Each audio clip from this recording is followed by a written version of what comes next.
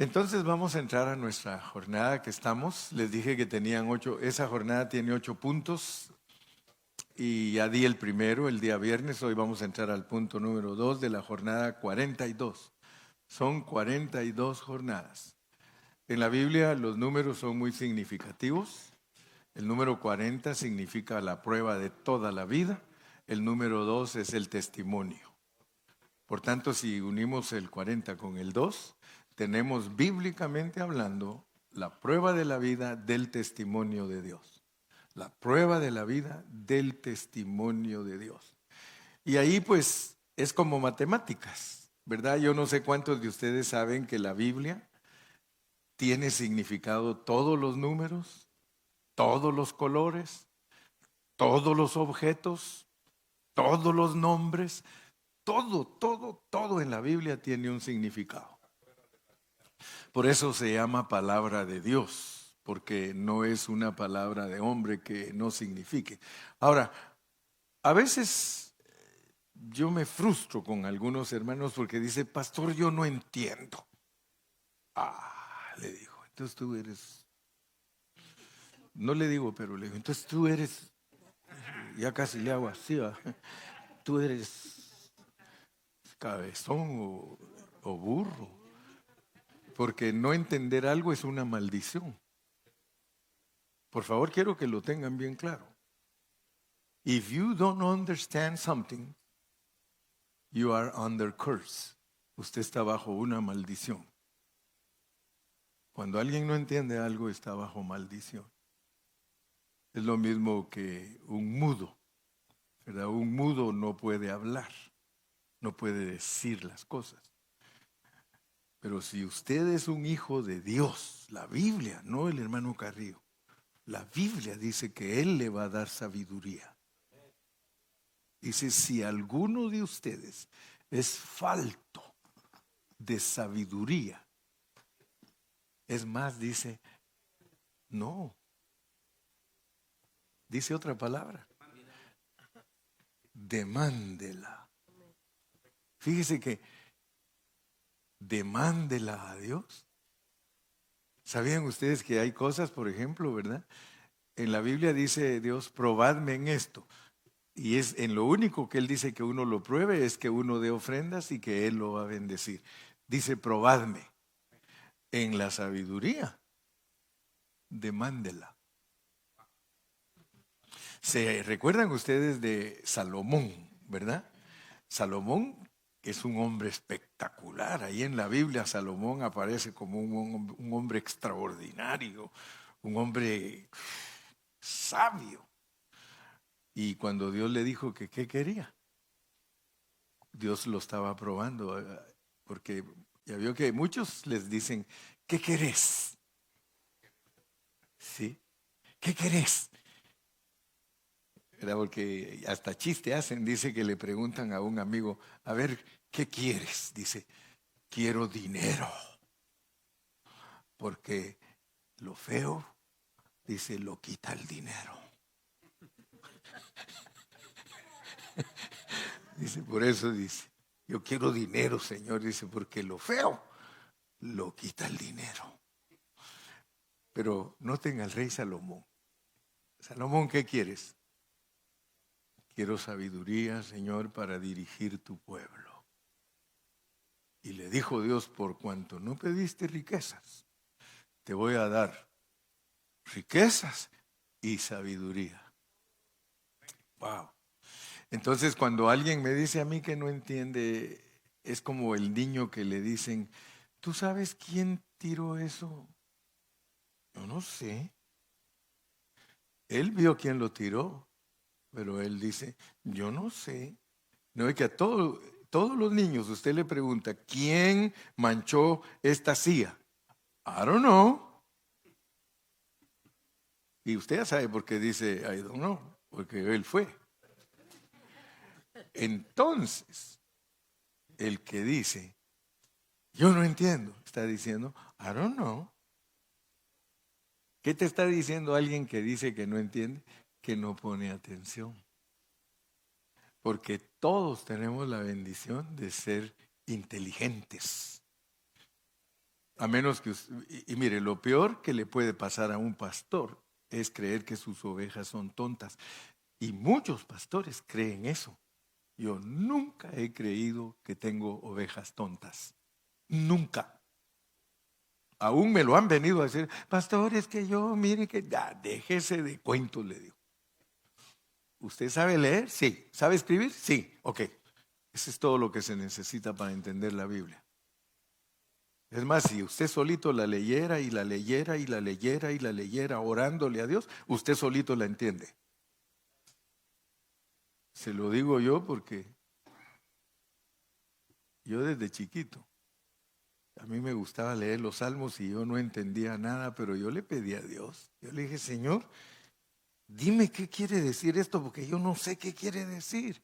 Y desde que tenía 5 años ya le decía yo al Señor, Señor, por favor, dígame qué quiere decir esto porque yo no sé qué quiere decir. Y ahí me mantenía, me encantaban. ¿Y sabe por qué me encantaban los salmos? Porque en la escuela dominical, mi maestra decía, el que lea más capítulos durante la semana, tiene su premio el domingo. Y algunos leían Génesis, 50 capítulos. No, hombre, yo me leía los salmos, 150 capítulos, porque los salmos chiquitos, ¿no? Pero son capítulos. Y yo siempre me ganaba mi premio, ¿verdad? Y mi libro favorito, los salmos. Especialmente ya vieron que el 117, chiquitillo, chiquitillo. Capítulo, yo leí un capítulo, señor. Ya decía el Salmo 117. Pónganlo ahí el Salmo 117, solo para que miren la trampa que yo hacía. Pues siempre me quería ganar un premio y 117. 117, es que él no sabe contar. 117. No, es que ese es el que le gusta más a Marcos. ¿Es Marcos el que está hoy ahí o no?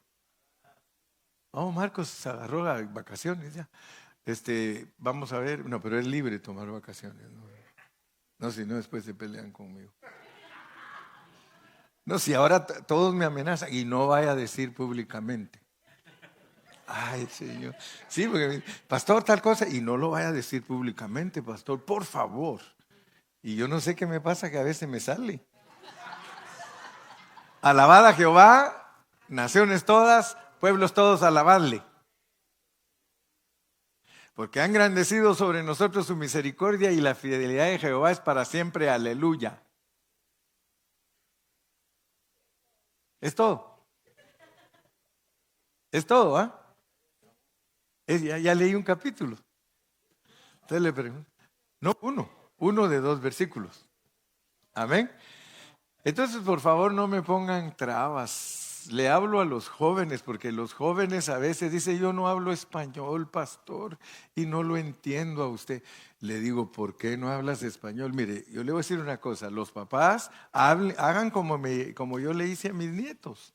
Les dije, en la escuela inglés, en la casa español. Sí, se burlan de nuestros hijos. Tú no hablas español y eres García, eres Carrillo, eres Romo y no hablas español. Hermano, aquí en Estados Unidos, especialmente en California, todos tenemos que hablar 2 idiomas, hasta los gringos. ¿Usted se queda asustado? ¿Los coreanos aprenden español? ¿Sí? Usted va al swap meet y los coreanos, hey amigo, ¿vas a llevar? ¿Vas a llevar? $1, $1. ¿Sí? Entonces hay que enseñarles, hermano, a nuestros hijos. Hoy día mis nietos ya están grandes y ellos me dicen, abuelito, muchas gracias abuelita, muchas gracias abuelito. Y los que no hablan, porque tenemos sobrinos que no hablan español, ellos dicen, pero ¿por qué nosotros no nos enseñaron español? Y ahora ven hasta mi nieta, la Yasmin, que ya vieron que como tiene ojos azules, creen que es gabacha. Y cuando le hablan, la vez pasada no sé quién estaba hablando de ella en su trabajo, dice, y ella les dijo, ya te entendí lo que estás diciendo. ¡Ay, la güera habla español! Dice, gracias abuelito, dice, porque ahora yo sé cuando están hablando mal de mí. Entonces sí hay que aprender los dos idiomas. Si es posible, tres. Aprendan tres. Ahí tiene la Aura, que es maestra en la escuela, me dice, fíjese papá que tengo un alumno que me dijo, maestra, yo, o no, no, ellos no dicen maestra, dicen Mrs. Escobar, porque dice, nunca digan teacher, no, se dice, si es varón, Mr. Escobar, si es casada, Mrs. Escobar, y si no es casada, Miss Escobar. Así se le dice a los maestros. Entonces se le dice, Mrs. Escobar, dice, I speak 3 languages, le dice. Sí, mijo. Spanish, English, and Guatemalan. No, no, entonces ella le dijo, ok, le dijo, háblame en español, y le habló en español. Háblame en inglés, y le habló en inglés. Y luego le dijo, ahora en Guatemala, y le habló cachiquel. Era indígena. Y en Guatemala, igual que México, en todas las regiones se habla diferente dialecto, los dialectos. Así que vale la pena ser sabios, aprender a leer y les dije todo esto pues porque no quiero que me pongan excusas que los mensajes están muy elevados, porque algunos dicen que están muy elevados. Me decía Sergio que hay uno de los hermanos que le decía, es que el hermano Carrillo nos trata a nosotros como universitarios. Y entonces, yo creo que al hermano Lupe le estaban diciendo, nos trata como universitarios. Pero él dijo, y ni modo que nos va a dejar sin instruirnos, dice. Dice, él no puede regresarse a darnos lechita.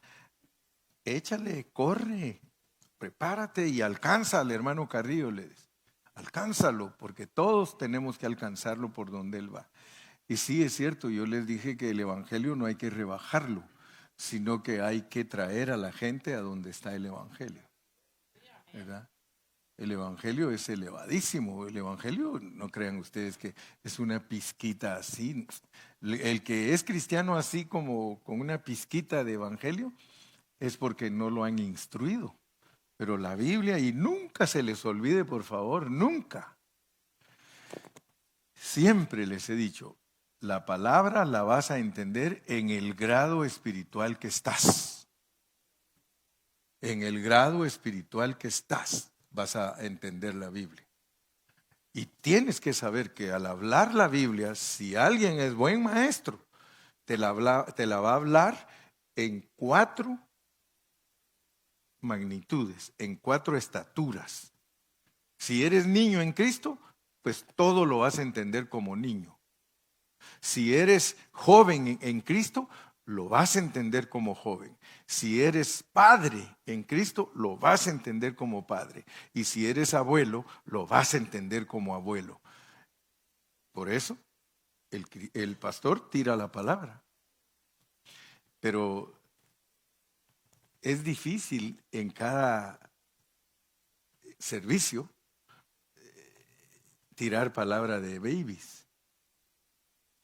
Porque el problema al estar tirando palabra de babies todo el tiempo es que uno mismo colabora para tener los babies y no superan, no crecen, ¿verdad? Entonces, por eso es que dice Marvin, porque ese es franco, ese llega y habla con los pastores y le dice, ninguno de ustedes va a reinar. Dice, como usted me ha enseñado, dice que yo le he enseñado y le dice a los pastores, ninguno de ustedes va a reinar.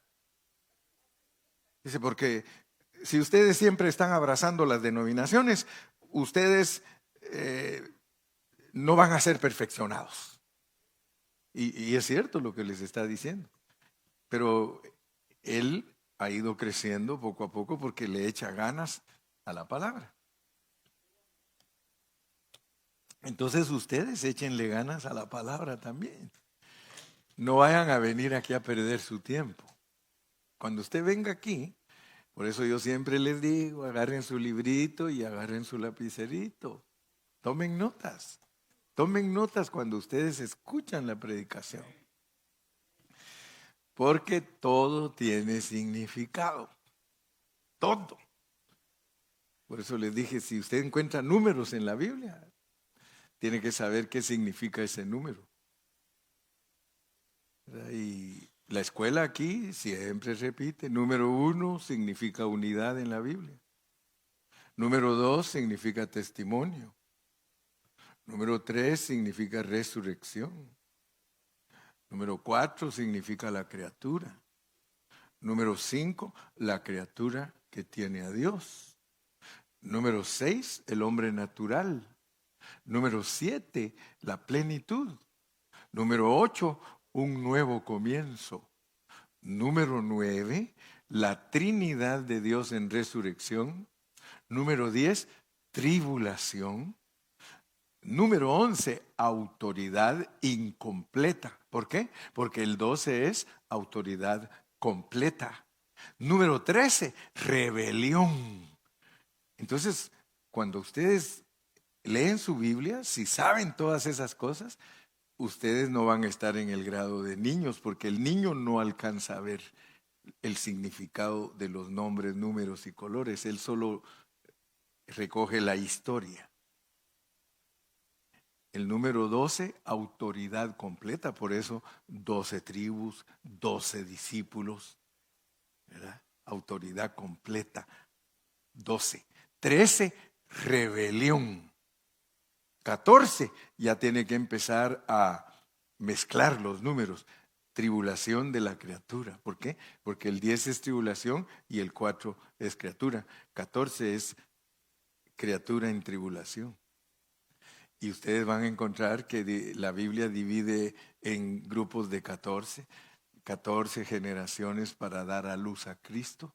O sea que Dios usó 14 generaciones de gente para dar a luz a Cristo, pero 3 veces.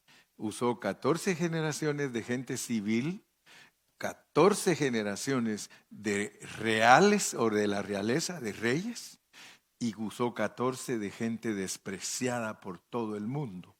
Así que solo miren qué clase de gente usó Dios para nacer aquí en la tierra como hombre, Jesucristo.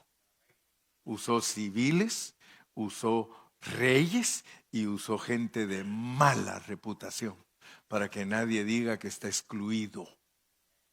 Todos podemos dar a luz a Cristo. Entonces, gracias a Dios porque usted pone atención para los números. Y ahora pues estamos hablando de nombres. El día viernes yo hasta les puse el mapita, miren, les dije, aquí está el Monte Nebo, aquí está el río Jordán, aquí está el Mar Salado, aquí está las jornadas, cada una con su nombre, todas. Dios quiere que usted sepa todo lo que usted necesita para que Cristo se forme en usted y se lo da a través de nombres, a través de nombres. Por eso lo pone que la primer jornada es salir de Egipto. O sea que todos nosotros cuando aceptamos a Cristo dejamos de ser mundanos. Por eso es difícil creer que alguien ya es cristiano si es un mundanote. ¿Verdad? Uno en el mundo hace cosas sin límites, sin restricciones. Entonces cuando ya viene a Cristo uno se tiene que privar de todas esas cosas para que pueda dar testimonio de que Dios vino a vivir ahí a su corazón. Entonces hoy vamos a entrar al número 2, acontecimientos en Moab. Estamos en Moab. Vamos a leer números 33, 48 y 49. Números 33, 48 y 49. Salieron de los montes de Abarín. Se recuerdan que Abarín es una cordillera. Abarín es el conjunto de todos los montes. Es la cordillera. Salieron de Abarín y acamparon en los campos de Moab, junto al Jordán, frente a Jericó. Finalmente, por fin, pues dice, acamparon junto al Jordán, desde Bet Jesimot hasta Abel Sitín en los campos de Moab.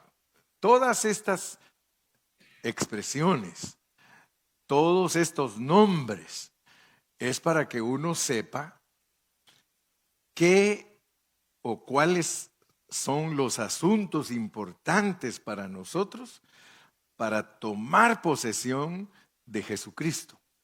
Porque nosotros tenemos que tomar posesión de Jesucristo y eso está tipificado como tomar posesión de una tierra. Pero noten que esa tierra que el pueblo de Israel iba a tomar estaba llena de enemigos. Y yo les he puesto el ejemplo y les he dicho, ¿qué pasaría si Dios le dice a Estados Unidos que le regala todo México? Pero que para que la posea tiene que matar a todos los mexicanos. Pues eso fue lo que Dios hizo para que ellos poseyeran la tierra. Ellos tenían que matar a todos los enemigos que estaban allí y tomar posesión de la tierra. Para nosotros parece algo cruel, pero recuérdese que estamos hablando de el mero jefe. El mero jefe. Es que el mero jefe algunos no lo conocen. El mero jefe ya sabe que es Dios, ¿verdad? No es el Chapo, no. El mero jefe es el que decide qué pasa aquí en la tierra. Pero muchos de nosotros no entendemos cómo funciona el mero jefe. Pero si nosotros ponemos atención, vamos aprendiendo cómo funciona el mero jefe. Vamos a ponerle ejemplos, porque yo tengo que poner ejemplos e ilustraciones para darme a entender. Vamos a decir, los mexicanos dicen, todas estas tierras eran de nosotros. De nosotros era California, de nosotros era Arizona, de nosotros era Texas, de nosotros era Nuevo México. Pero el fulano aquel las regaló, las vendió y si usted lee la historia, Santana, ¿va?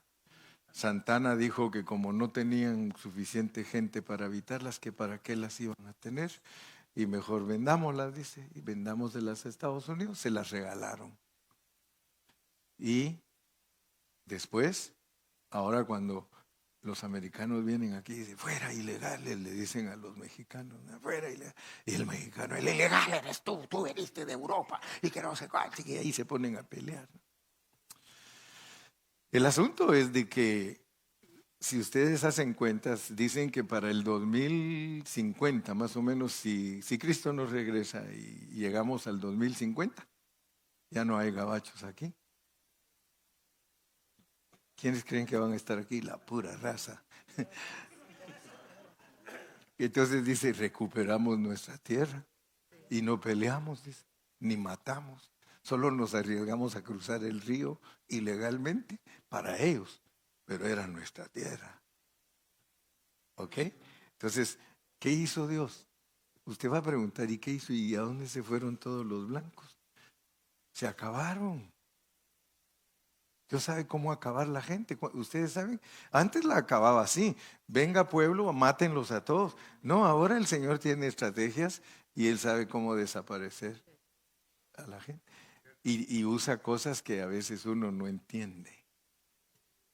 Fíjense, por ejemplo, en Hawái.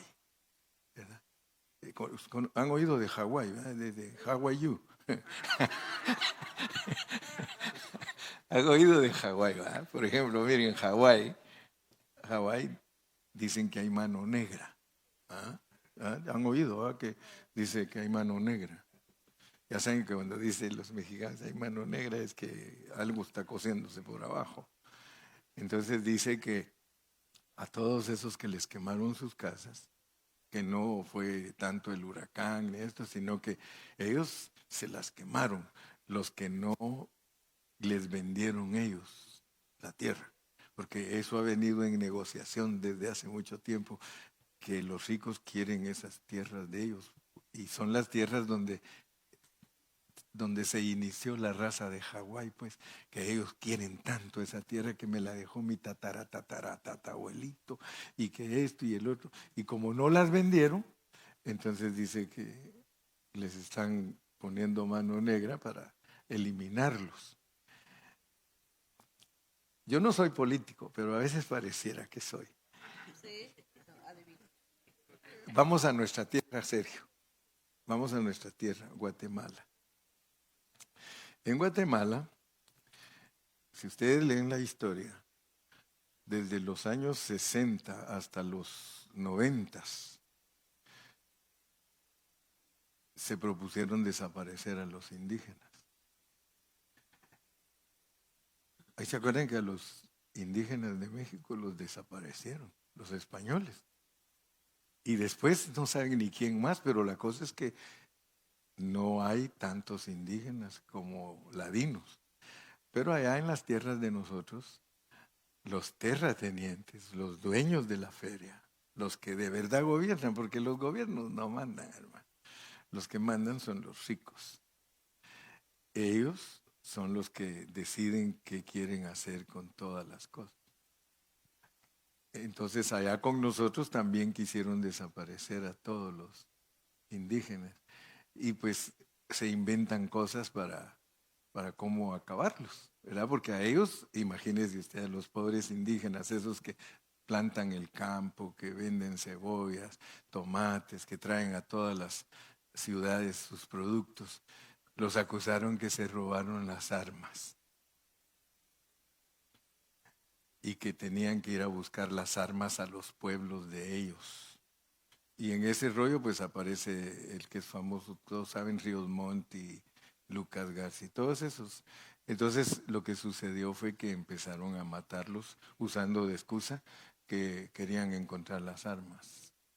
Entonces, ¿qué pasó? Los muchachos universitarios, los estudiantes, que esos son pero listos para ponerse a la orden del día, en cuanto uno va a la universidad le cambian la mentalidad, ¿verdad? Porque ahí usted llega a la universidad y ya le empiezan a enseñar el marxismo y el leninismo y cómo la desigualdad y todo de las personas, y ya lo llenan de teorías. Y entonces, y como los jóvenes están prestos, dicen, nosotros nos vamos a defender a los indígenas. Y por eso muchos estudiantes y curas y todo se fueron a meter con los indígenas, nosotros los vamos a defender y todo. Y entonces sí, ya se armó el asunto, porque ya cuando los estudiantes dicen, nosotros los vamos a defender, y ya saben que el mero jefe de todos los jefes, pero no el de arriba, sino de aquí abajo, mira que no le conviene cierto gobierno en un país, ya les pone y dice, los armamos. Y entonces ya aparecieron los guerrilleros. Y los guerrilleros entrenaron a los indígenas. Y entonces ya los indígenas nada de sembrar, no que con su gran, ¿cómo le dicen? Con su bazooka, ¿va? Cada quien. Y entonces ahí se arma el lío y mataron 200,000 indígenas. 200,000 indígenas. Por eso a esos generales los acusaban de genocidio, ¿sí? Pero ¿por qué les estoy hablando de todo esto? Porque cuando Dios quiere desaparecer a la gente, la desaparece. Y Él es el que produce todos los medios para desaparecer a la gente, ¿verdad? Entonces Dios a ese pueblo, al pueblo de Israel, le dijo que tomaran la tierra. Pero todo eso solo sirve para que nosotros entendamos que la tierra es Cristo. O sea que miren todo lo que Dios tiene que hacer para enseñarnos cosas espirituales. Él tiene que enseñarnos que el pueblo de Israel se tenía que organizar como un ejército y borrar del mapa a todos los enemigos de Dios y que tomaran la tierra. Pero ¿para qué hizo Dios eso? Para enseñarnos a nosotros los gentiles, la gente que Él vio 2,000 años después, 3,000 años después, 4,000 años después, enseñarles que tomar a Cristo no es fácil. Nunca vayan a creer ustedes que ser cristianos es fácil. No, hay que vencer a una gran cantidad de enemigos para poder poseer a Cristo.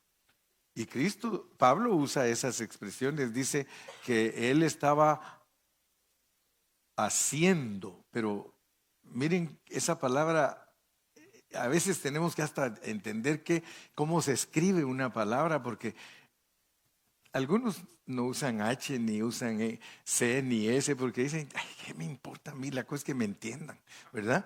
Pero la realidad es que en español, asir, sin H, asir, A-S-I-R, asir es agarrar. Y hacer, H-A-C-E-R, es fabricar algo, hacer algo. Entonces Pablo decía que él estaba haciendo, pero sin H, haciendo, A-S-I-E-N-D-O, él está diciendo, me estoy apropiando de Cristo, haciendo. Entonces dice, me estoy haciendo para lo que fui asido. Estoy haciendo o haciéndome de lo que Él quiere que yo sea también asido. O sea, como quien dice, a mí me agarró Cristo y ahora tengo que agarrar yo a Cristo. Porque cuando uno ya estudia la Biblia, así es el asunto, que Cristo te captura a ti para que tú lo captures a Él. Fíjate. Por eso es de que la enseñanza correcta de la Biblia es de que todos nosotros lleguemos a ser iguales a Cristo. Nos va a costar, pero eso se lo propuso Él y lo va a lograr. Yo quiero que ustedes sepan, ustedes pueden estar ahorita en una condición de decir, ¿cuándo voy a llegar yo a ser igual a Cristo? ¿Cuándo? Pues no te preocupes, que Dios dijo en su palabra que Él lo va a lograr en ti. Y por eso es que empieza este trabajo aquí en la tierra con nosotros y lo continúa cuando ya estamos muertos, si no nos lo dejamos hacer mientras estamos aquí. O sea que todos nosotros los cristianos tenemos la oportunidad de que Dios haga su trabajo mientras estemos aquí. Pero si no colaboramos con Él para que lo haga, Él de todas maneras lo va a hacer, porque los dones de Él son irrevocables. O sea que tú fuiste llamado para ser un vencedor. No importa si colaboras o no colaboras, Dios dice, tú eres un vencedor. Yo fui el que empecé el trabajo y fiel es el que empezó la obra, el cual también la terminará. Entonces nosotros nos tenemos que basar en la palabra de Dios. Pero para poder entender todas esas cosas, por eso es que no podemos perder el tiempo y cada reunión se nos vuelve una cátedra. Cada reunión es una cátedra. ¿No lo tomas así, Tony? Pero una cátedra la agarra aquel así. Échemela, hermano Cario. Pero ¿cómo se le queda más a uno cuando uno toma notitas? ¿Sí o no? Toma notitas y uno dice, esto quiere decir esto quiere decir. Yo te acabo de decir qué significan todos los números. A ver, pues, ¿qué significa el 3?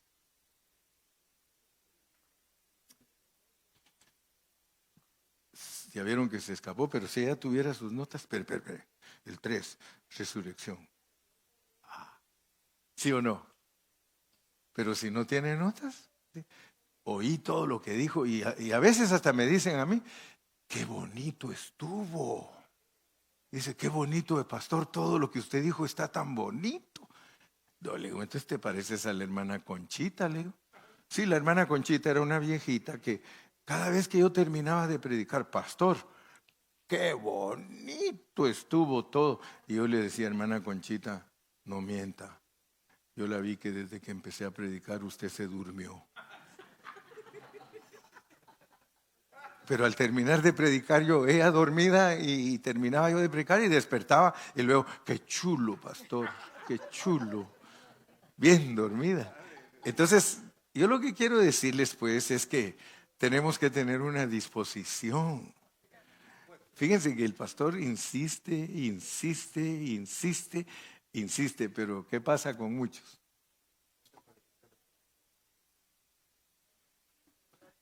Sí, usted no los mira que tomen acción. No toman acción muchos hermanos y no es que me esté quejando.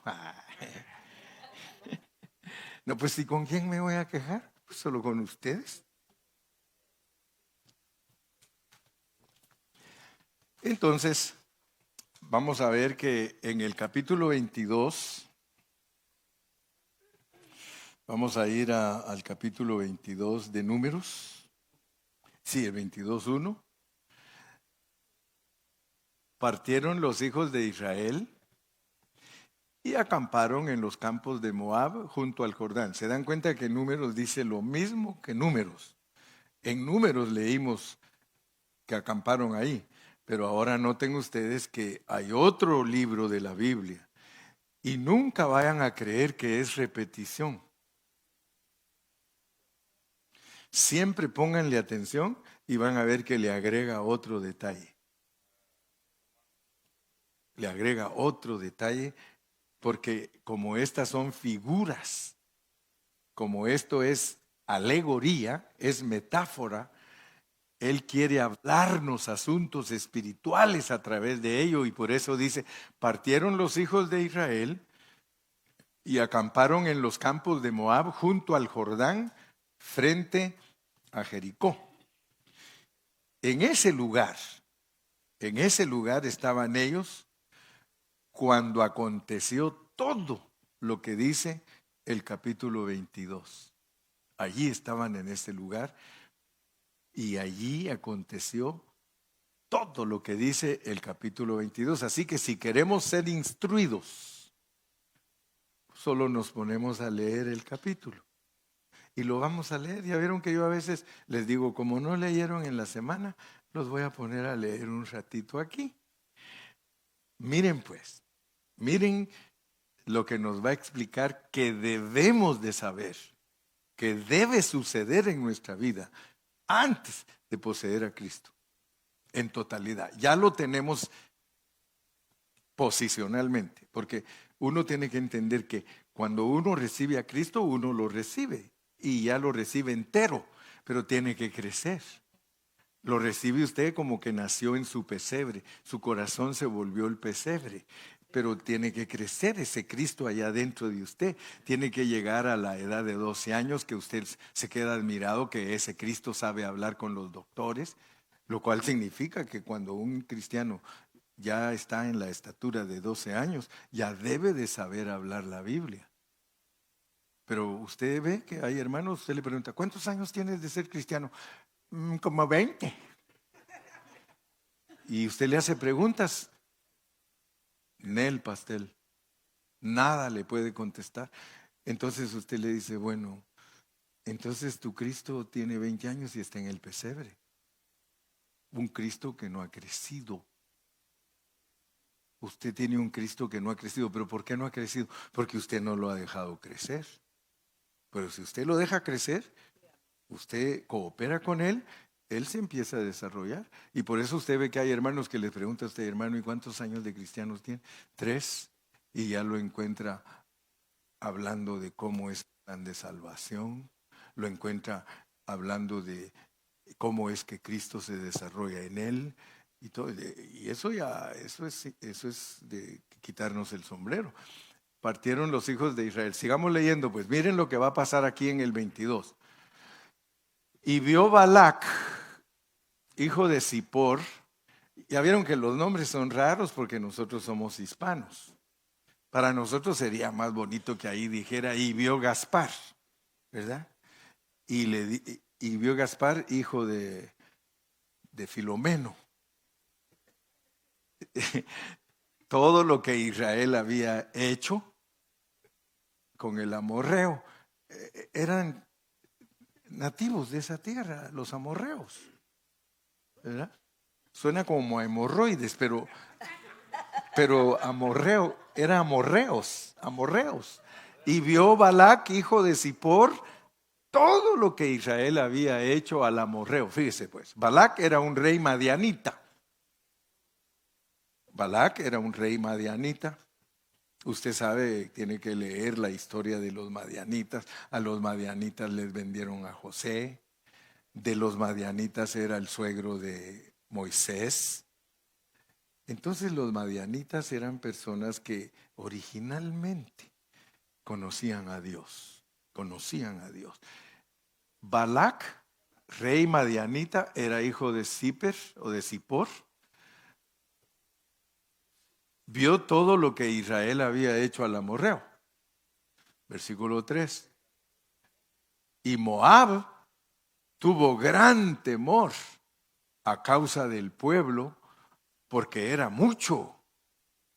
Y se angustió Moab a causa de los hijos de Israel. Todo el pueblo de Moab, todo ese lugar, toda la gente de Moab, se pusieron miedosos, porque empezaron a ver, solo imagínense ustedes, ellos eran un pueblo que viajaba y era un pueblo que ya cuando llegaron ahí, easy, ya eran 1,500,000. Hermano, ¿qué pasaría si aquí por Ontario pasaran 1,500,000 de personas que van para Los Ángeles? Invaden totalmente toda el Inland Empire. 1,500,000. Entonces los que vivían ahí, lo que le está pasando a los estadounidenses, solo imagínese usted, este año 500,000 de venezolanos, 500,000, entraron a Estados Unidos. Ya saben lo que está haciendo el gobernador de Texas, mandándolos con buses a todos los estados donde viven solo blancos. Y dice, como no quiere hacer nada el presidente, dice, para parar la inmigración, entonces ahí les mandamos pues, ahí encárguense ustedes, hasta afuera de la casa de la Kamala, la vicepresidenta, les pusieron un bus lleno de gente ilegal que tuvieron que agarrarle y llevarla a una iglesia y ahí los refugiaron. Entonces, ¿qué es lo que está pasando? Tienen miedo ahora los americanos, porque imagínense que Nueva York, invadido por 500,000 venezolanos. Y lo más tremendo, usted los oye hablar, trátennos bien, queremos un hogar donde vivir decentemente y queremos que nos den comida y no nos traten como animales. ¿Y qué pasa? Ahí salen los que son de aquí. Eso anda, pedíselo a tu presidente, tú no eres de aquí, sáquese, fuera. Entonces el conflicto que viene es fuerte porque ese es, ayer en las noticias dice, y a ver, dice, le dicen a uno, ¿tú de dónde vienes? De Venezuela. Y que no, sí, vengo con mi esposa y mis 4 hijos. Y dice, ¿y pero qué nos puedes decir? Que atrás vienen otros 4,000. Y nosotros aquí todos orando, ¿ah? Señor Jesús, ayúdanos. Bueno, la cosa es que tuvieron miedo. Es que es con comerciales para que estemos despiertos, ¿ah? Tuvieron miedo, se angustiaron, versículo 4. Y dijo Moab a los ancianos de Madián, ahora lamerá esta gente todos nuestros contornos, como lame el buey la grama del campo.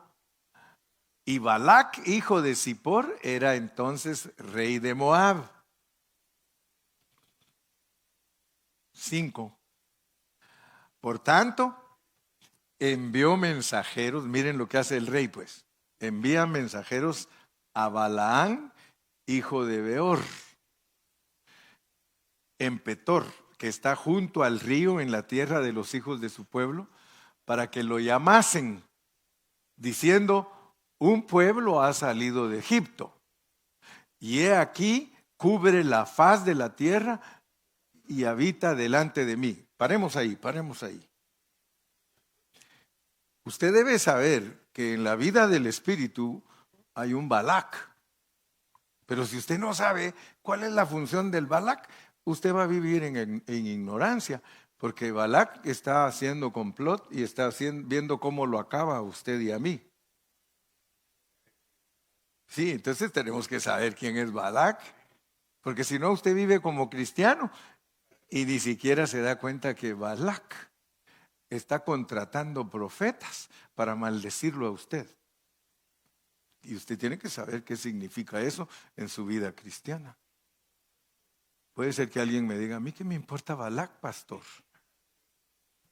entonces nunca vas a aprender cómo funciona tu vida espiritual, porque esa es revelación divina, solamente que te la esconden para ver si tienes honra de rey.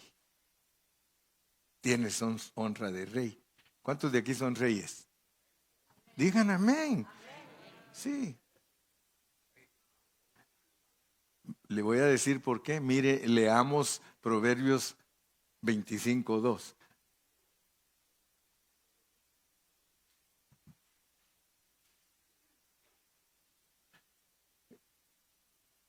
Debido a que Dios es glorioso, Él nos habla por medio de historias, por medio de personas, por medio de colores.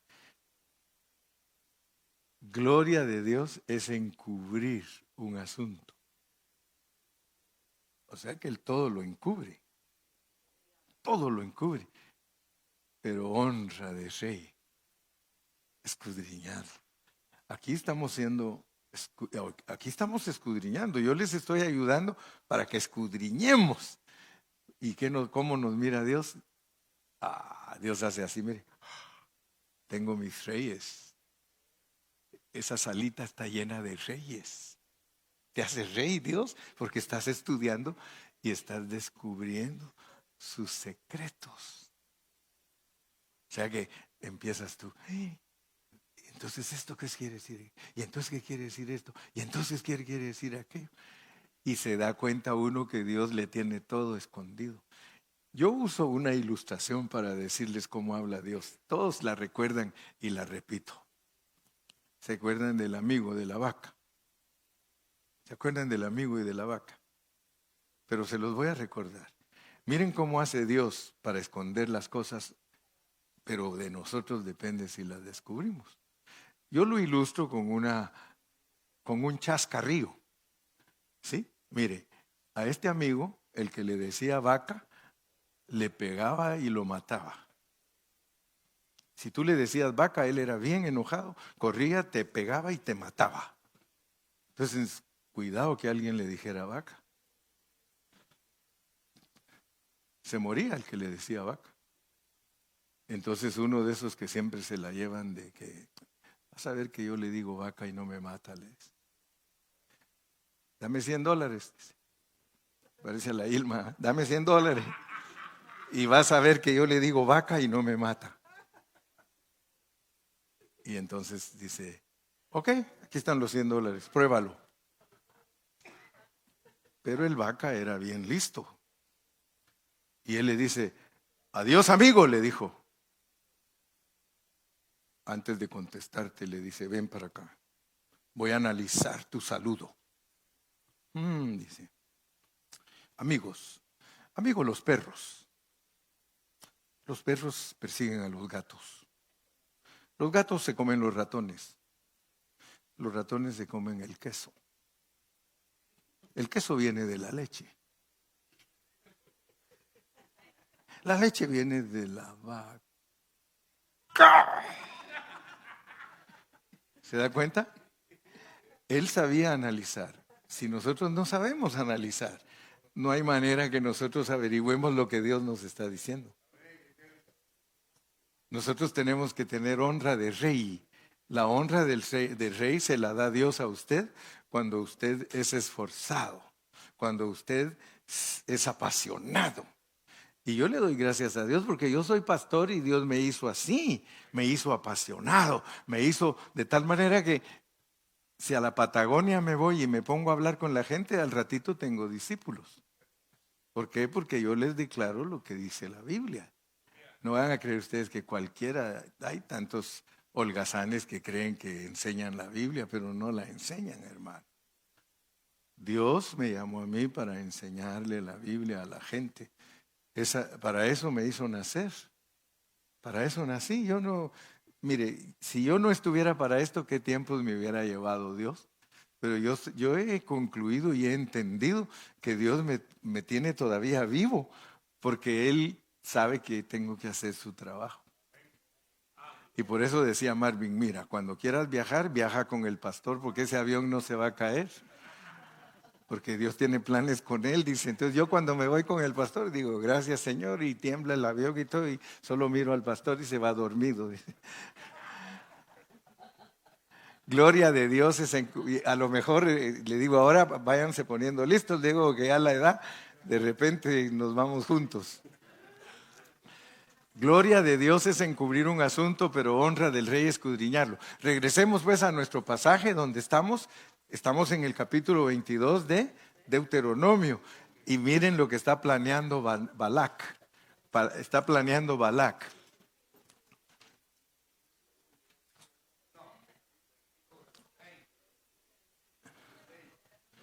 Números 22. Sí, es que yo le dije Deuteronomio, pero Números 22, mijo. 22:6. Números 22:6.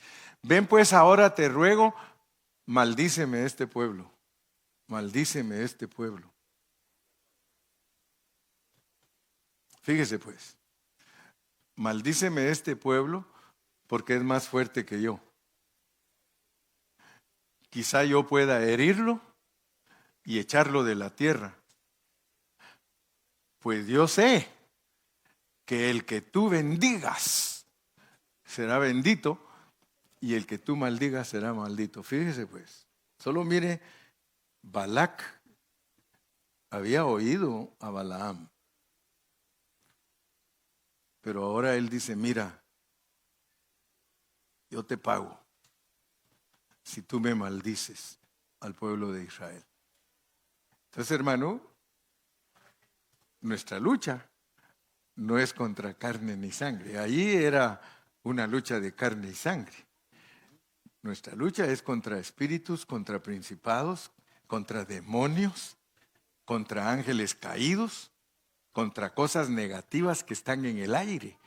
Entonces, en este punto de tu caminata como cristiano en los montes de Moab, Dios te revela que no vivas descuidadamente porque hay quien está maquinando cómo hacerte caer. ¿Estamos conscientes? ¿Estamos conscientes, hermano? Are you conscious? ¿Estás consciente que tu vida no es fácil? ¿Estás consciente que puedes estar ahí trabajando, poniendo tus vidrios bonitos y todo, y los pensamientos siendo atacados? ¿Sí o no? Estás en tu casita anunciando tus productos, pero tienes que saber, ya no, ahora ya no haces nada. Pero hay alguien que está maquinando para hacerte que te vayan las cosas mal y que te decepciones y que digas que no vale la pena vivir y todo. Imagínate hasta dónde lo puede llevar a uno el enemigo. Por eso Dios le avisa. Por eso Dios te dice, mi hijo, tu vida no es fácil. Por eso no nos frustremos. No te frustres. Porque allí donde estás, en la casa, en el trabajo, en donde sea, viajando, siempre los demonios están viendo cómo te hacen sentir mal. Pero allá tú, si ignoras la instrucción divina, solo imagínate al Señor Jesucristo. Cuando Él andaba aquí en la tierra, el diablo atrás de Él. Subía él a la cúspide del templo, tírate, mira, escrito está, a sus ángeles mandará para que te guarden y no te vayas a hacer daño.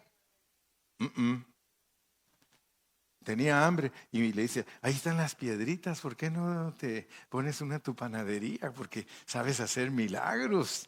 Sí, vuelve todas esas piedras pan y aliméntate. No solo de pan vivirá el hombre.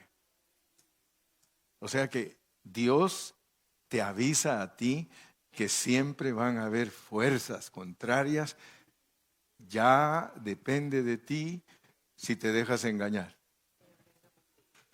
Depende de ti si te dejas engañar. Ahora, si te engaña el enemigo, eso no quiere decir que te perdiste. No vayas a creer que como mucha gente, ay, lo agarró el diablo y ya lo acabó. Mentira. Él solo te va a probar un tiempito y cuando mira que ya no la puedes hacer, dice que Dios aprieta.